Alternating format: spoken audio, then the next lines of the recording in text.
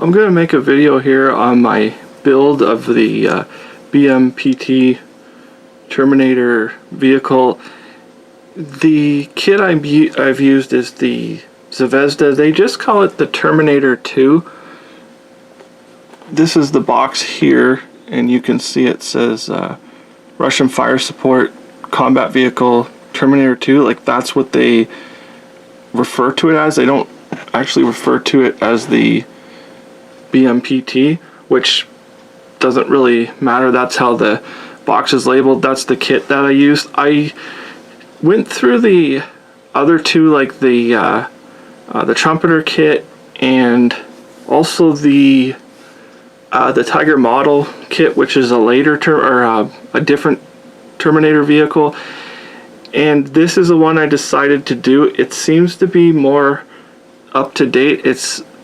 Each one is sort of slightly different in their own way, but this is the one here that I decided to do. I was going to combine it originally with that. I'm pretty sure it's Tiger model, the other kit. I was going to actually combine them because the Tiger model one, it comes with brass barrels, and I thought that would be the way to go, and some other parts. But then after I started building this and got through it, actually every part on this Zvezda kit is very accurate, and I never ended up borrowing parts from the other kit. I just went this way, especially the tracks. The tracks were probably the best link and length tracks that I've come across. Really, they're really super thin, and you can sort of bend them a little bit if you have to. They're not usually, because link and length tracks, sometimes they get really like rigid, and they're not easy to bend. But I mean, that's its own issue with those types of tracks. But these tracks are link and length, and they're excellent tracks. The other sort of, I don't know if it's a drawback, because if it's something that some people might not care about, but these screens, like over the engine deck here, there's like screening, and where the boosters come out, and there's like some kind of screening on the back here. I like, it's just protection, I guess, from RPGs or something. You have to actually cut those out of material, and it isn't that hard because they give you a stencil like to cut those out. They were no problem at all, and half of it's covered anyways. Like these ones back here, I suppose you could have them open, but I have the little, like, the flappers closed, and they were no problem. And they give you two different styles of mesh for the actual detail itself. Other than that, like the build, everything went together really good. Even the turret thing here, they give you an inner like a locking ring sort of a type thing, and it looks like you would have no chance of gluing that in without sort of like sealing the turret itself. Like, so you have to kind of put it in position. But actually, this turret, it goes hard, but it will turn on its own. Like, usually I leave mine loose, like the turrets on my tanks, I leave them loose so I can turn them. But with this one, you can't. You have to use that ring, and it's not a problem using it. So this is my vehicle here. I did it for a Russian vehicle in the SMO in Ukraine, in an urban setting, which is like the details I put on it. I added the storage to the back of it, and I added these shell casings. These actually came out of I think it was a Mini Art. No, it's not Mini Art. It's Mini Hobby Hind kit.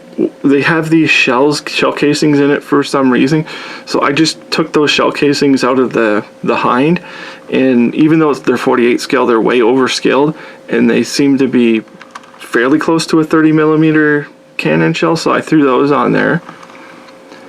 And the soft armor bags here they're 3D printed by a company called Rheinmetall, and they're very good. They're excellent.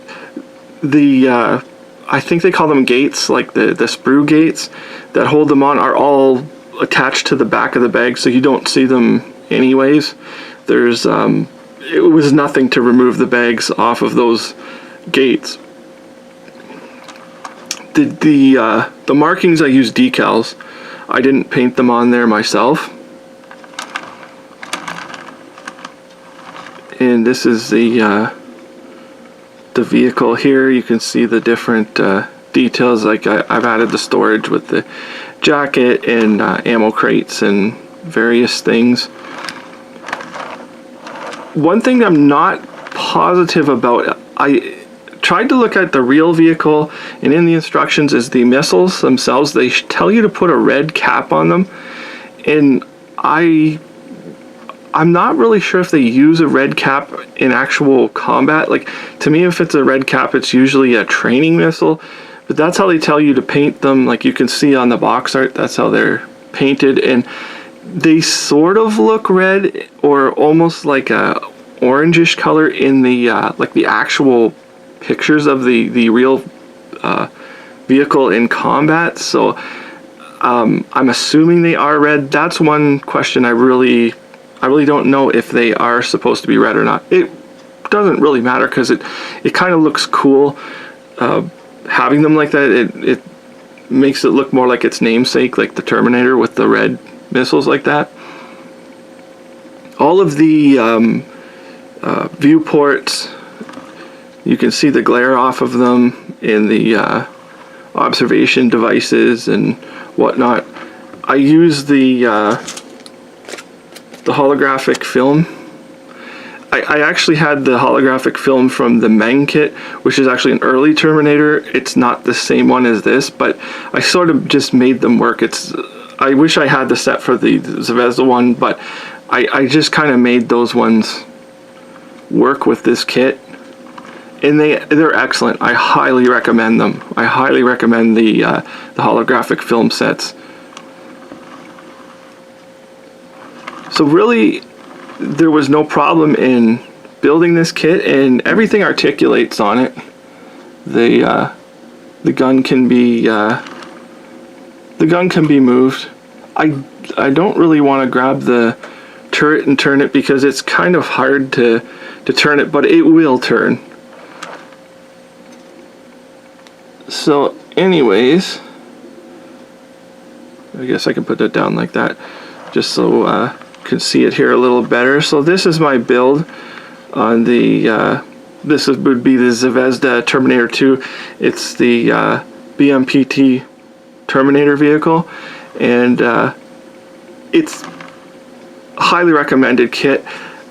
Once I build the trumpeter kit of this vehicle, I'll know how they stack up against each other, but this one went together with no problems. It's highly detailed, and yeah, so really, other than that, thank you for watching.